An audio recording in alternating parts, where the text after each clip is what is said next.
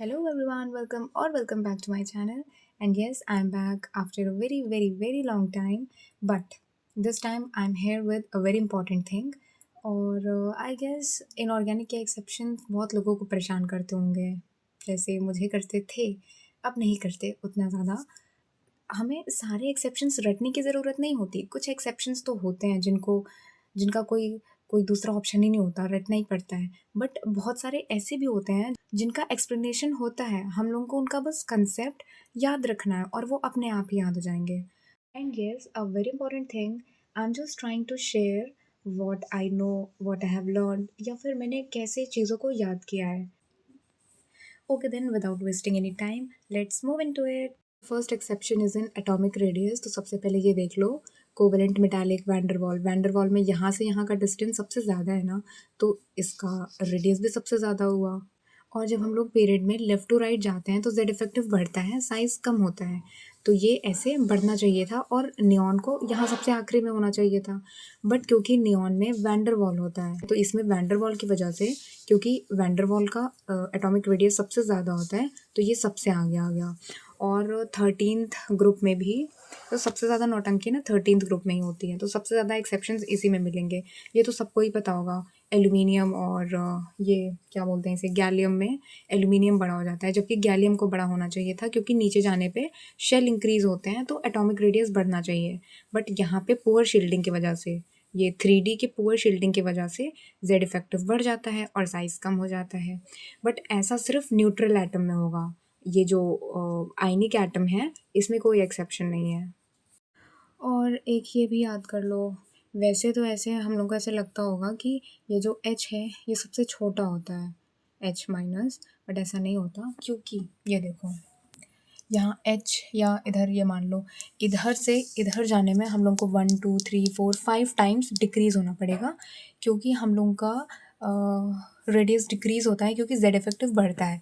But इधर से यहाँ जाने में शेल इंक्रीज़ होता है, तो 1 2 3 टाइम्स ही शेल इंक्रीज़ हो रहा है, यानी एटॉमिक रेडियस बढ़ रहा है ना। तो इधर से इधर आने में 5 टाइम्स हुआ डिक्रीज़, और इधर से यहाँ जाने में 3 टाइम्स हुआ इंक्रीज़। तो मतलब डिक्रीज़ ज़्यादा हुआ है ना, तो जो एच आई माइनस है, सॉरी, जो एच माइनस है वो इधर आ जाता है, एफ माइनस, फिर उससे बड़ा सी एल माइनस, फिर बी आर माइनस, फिर एच माइनस, और उसके बाद आई माइनस।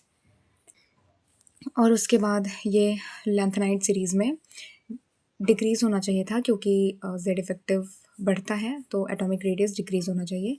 बट क्या बोलते हैं इसे, यूरोपियम का सबसे ज़्यादा हो जाता है, इसे तो याद ही कर लो। ये तो सबको ही पता होगा, 4D और 5D का साइज़ सेम हो जाता है, क्योंकि नीचे जाने पे वैसे तो इंक्रीज़ होना चाहिए, यानी शेल की वजह से इंक्रीज़ हो रहा है, शेल बढ़ने से इंक्रीज़ हो रहा है, बट जेड इफेक्टिव बढ़ने से डिक्रीज़ भी हो रहा है। तो ये थोड़ा बढ़ा थोड़ा घटा, तो ये समझो बराबर हो गया। और उसके बाद 3D सीरीज़ में इसे लेफ़्ट टू राइट जाने में डिक्रीज़ होता है। वैसे तो डिक्रीज़ ही होना चाहिए, क्योंकि न्यूक्लियर चार्ज बढ़ता है, जेड इफेक्टिव बढ़ता है। फिर यहाँ पे देखो, 4 टाइम्स डिक्रीज़ हुआ, फिर 4 में थोड़ा सा सेम रहा, उसके बाद इंक्रीज़ हुआ, क्योंकि यहाँ पे Cu और Zn में क्योंकि इलेक्ट्रॉन बहुत ज़्यादा हो जाते हैं ना, पूरा भर जाता है, तो इलेक्ट्रॉनिक रिपल्शन ज़्यादा होता है, उसकी वजह से जेड इफेक्टिव कम हो जाता है, तो साइज़ बढ़ जाता है रिपल्शन की वजह से। और एल आई भी बड़ा होता है आई से। ये वही रीज़न हो गया कि 6 टाइम्स डिक्रीज़ हो रहा है इधर जाने में, 4 टाइम्स इंक्रीज़ हो रहा है, यानी कि ये सारी चीज़ छोटे हैं एल आई से। और इनमें से सबसे बड़ा आई होता है, तो जो एल आई है वो आई से भी बड़ा है, ठीक है। Second exception is in ionization energy. इसमें इतना याद रखो कि जितना ज़्यादा आसान होगा इलेक्ट्रॉन निकालना, उतनी कम आयनाइजेशन एनर्जी होगी उसकी। और डाउन द ग्रुप, जब हम लोग ऊपर से नीचे जाते हैं, तो क्योंकि शेल बढ़ रहा होता है, तो उतना आसान हो जाता है इलेक्ट्रॉन बाहर निकालना, क्योंकि न्यूक्लियस से दूरी बहुत ज़्यादा हो जाती है, तो आसानी से इलेक्ट्रॉन निकल जाता है, तो आयनाइजेशन एनर्जी डिक्रीज़ करती है। बट ऐसे पीरियड में वैसे तो नॉर्मली होता है कि इधर से इधर जाने में इंक्रीज़ करनी चाहिए, क्योंकि जेड इफेक्टिव बढ़ता है तो अपनी तरफ ज़्यादा खींच के रखता है, तो हम लोग को ज़्यादा एनर्जी देनी पड़ती है इलेक्ट्रॉन निकालने के लिए। बट यहाँ पे ऐसे एक्सेप्शन आता है। तो सबसे पहला रीज़न होता है उसका पेनिट्रेशन इफेक्ट, यानी एस और पी में एस से इलेक्ट्रॉन निकालना थोड़ा सा टफ हो जाता है, क्योंकि एस जो होता है वो न्यूक्लियस के पास होता है ना। जैसे ये न्यूक्लियस है, फिर एस हो गया, फिर पी हो गया, तो एस से इलेक्ट्रॉन निकालना मुश्किल होता है। यानी कि अगर एस में इलेक्ट्रॉन है और एक इलेक्ट्रॉन पी में है, तो अगर हम लोग एस से इलेक्ट्रॉन निकाल लेंगे तो आयनाइजेशन एनर्जी ज़्यादा होगी। और ये देखना कब है, जैसे ये है बी और इसमें यहाँ पे S2 है, यहाँ पे P1 है, इसमें निकालेंगे तो S से निकालेंगे, इसमें निकालेंगे तो P से निकालेंगे, और क्योंकि इससे निकालना मुश्किल होगा, यानी आयनाइजेशन एनर्जी इसकी ज़्यादा होगी, तो ये इधर कर दो। और दूसरा रीज़न होता है हाफ फिल्ड और फुल फिल्ड का, यानी कि यहाँ पे भी P3 है, यहाँ पे भी P4 है, शेल तो सेम है ना, P और P। अब हम लोग को इलेक्ट्रॉन इसमें से निकालना है, तो देखेंगे हाफ फिल्ड या फुली फिल्ड की स्टेबिलिटी बहुत ज़्यादा होती है, तो वो नहीं चाहता कि उससे इलेक्ट्रॉन बाहर जाए, क्योंकि उसकी स्टेबिलिटी इफेक्ट होगा, और हर चीज़ तो स्टेबल ही रहना चाहता है। तो इसीलिए हम लोग को ज़्यादा एनर्जी देनी पड़ेगी इससे इलेक्ट्रॉन निकालने के लिए। तो ये इधर आ जाएगा, ओ के इधर आ जाएगा, और क्योंकि यहाँ पे एक अगर हम लोग इलेक्ट्रॉन निकाल देंगे तो ये P3 हो जाएगा, स्टेबल हो जाएगा, यानी ये चाहता है कि ये स्टेबल हो जाए, तो ये चाहता है कि इसका एक इलेक्ट्रॉन निकल जाए। तो जब ये खुद ही चाहता है तो हम लोग को कम एनर्जी देनी पड़ेगी, राइट।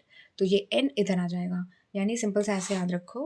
वैसे वैसे इस डायग्राम को याद रखोगे ना तो आसान रहेगा। इधर जाने में इंक्रीज होना चाहिए था, बट BE को इधर कर दो और N को इधर कर दो, यानी ये जो है B को उठा के इसके इधर कर दो, और N यानी कि यहाँ पे P3 है, तो इसको उठा के O के इस साइड कर दो। बस ऐसे तीनों में हो जाएगा। तो आयनाइजेशन एनर्जी में भी बोरॉन फैमिली की बहुत ज़्यादा नौटंकी होती है। ऊपर से नीचे जाने में आयनाइजेशन एनर्जी डिक्रीज़ करना चाहिए था, है ना, पर इसमें भी ऐसे ये W बन जाता है ग्राफ में। इसको याद करने का तरीका देखो, एनर्जी होता है पावर, है ना, और पावर का यूनिट होता है वॉट। तो ऐसे याद कर लो कि आयनाइजेशन एनर्जी के ग्राफ में W बनेगा, यानी वॉट। ये भी याद रखना कि वो जो एटॉमिक रेडियस में था, तो वहाँ पे सिर्फ इसमें एक्सेप्शन था, Al बड़ा हो जाता था गैलियम से, बट यहाँ आयनाइजेशन एनर्जी में यहाँ पे भी एक्सेप्शन है, यहाँ पे भी है, यहाँ पे भी है। और 3D सीरीज़ की आयनाइजेशन एनर्जी की ट्रिक, ये तो वैसे बहुत फ़नी ट्रिक है। जान फिर कोई बात क्यों नहीं मानती, क्राइंग वेरी गुड स्कैम। तो कभी कभी ना मेरे साथ ऐसा होता है कि मुझे ये तो याद है, ये लाइन याद है, ये सब याद है, बट ये नहीं याद आ रहा कि वो आयनाइजेशन एनर्जी में ऐसी ट्रिक थी। कॉन्फ़िगरेशन में होता है ना, S1 या फिर S0 कॉन्फ़िगरेशन किस में होता है, जिसमें वो ट्रिक होती है क्यों आगे आऊँ, पिटाई करोगे, ऐसी वाली। तो ये कन्फ्यूज़ हो जाते हैं कि ये किस में थी, वो किस में थी, तो ऐसे याद करो इसे। देखो यहाँ पे गर्लफ्रेंड की बात हो रही है, जान फिर कोई बात क्यों नहीं मानती, क्राइंग वेरी गुड स्कैम। तो जब गर्लफ्रेंड रूठ जाती है तो उसे मनाने में ना बहुत एनर्जी लगती है, वो लड़ती रहती है और फिर मनाना पड़ता है, एफर्ट्स करने पड़ते हैं, तो उसमें बहुत एनर्जी वेस्ट होती है। तो ये ऐसे याद रख लो, ये आयनाइजेशन एनर्जी की ट्रिक है।